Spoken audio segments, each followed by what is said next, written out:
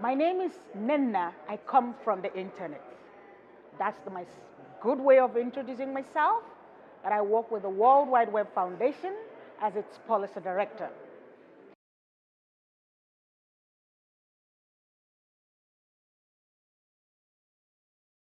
It's been warm, sunny days here in Dubai, and I have taken away a few key lessons. The first is the need for building trust.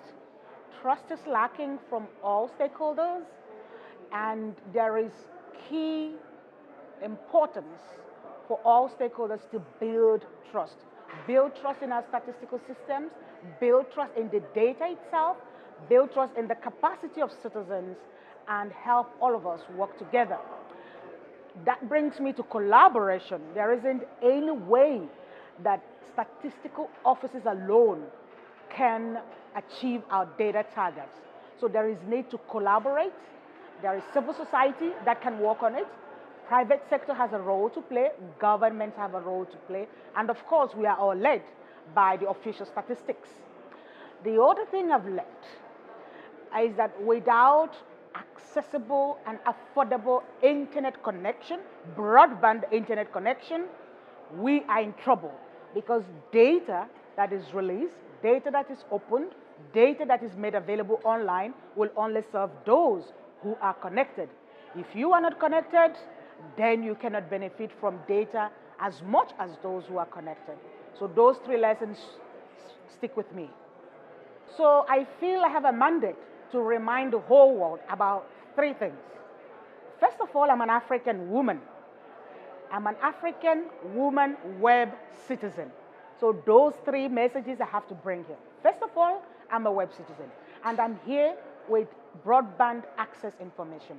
Today, the World Wide Web Foundation and the Alliance for Affordable Internet has launched the Affordability Report, which shows us that 60% of the world still live in countries where internet is not affordable.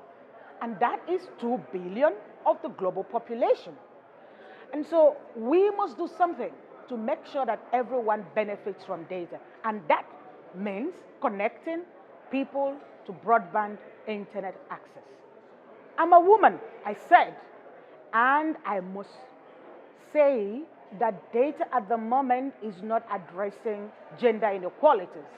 Actually, it is increasing existing inequalities. So we need data that speaks to social inequalities, economic inequalities, gender inequalities. That is key to me because we need data to solve problems for vulnerable groups. The third thing is Africa. We're launching the Africa Data Revolution Report, which shows that not much is happening from the data side to address either our 2063 agenda or our sustainable development goals. So from Africa, from women, from web citizens, I'm here to make trouble. Not the bad type of trouble, but the good type of trouble.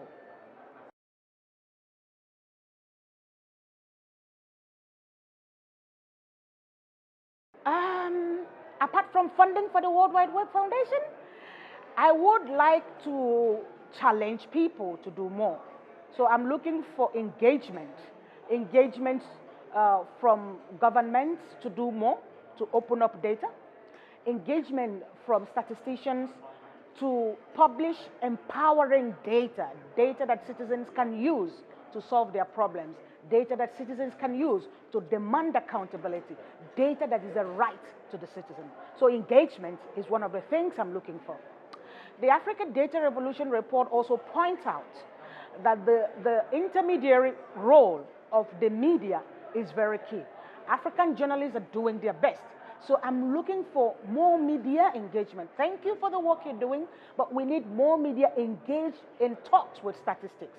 We need more media engaged in data work. We need more data journalism because then we can take the complicated data sets and translate them into people language and translate them into pictorials and translate them into infographics and translate them in everyday language that people can understand.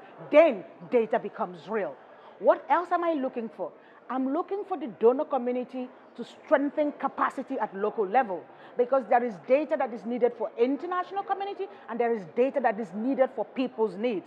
So that societal data, that incapacitating data, that empowerment data needs to be funded, needs to be supported at regional levels, at subnational level, because that is where the rubber hits the road. So 3 things: engagement, another thing, media, and the third one, of course, sustainable funding of the data ecosystem.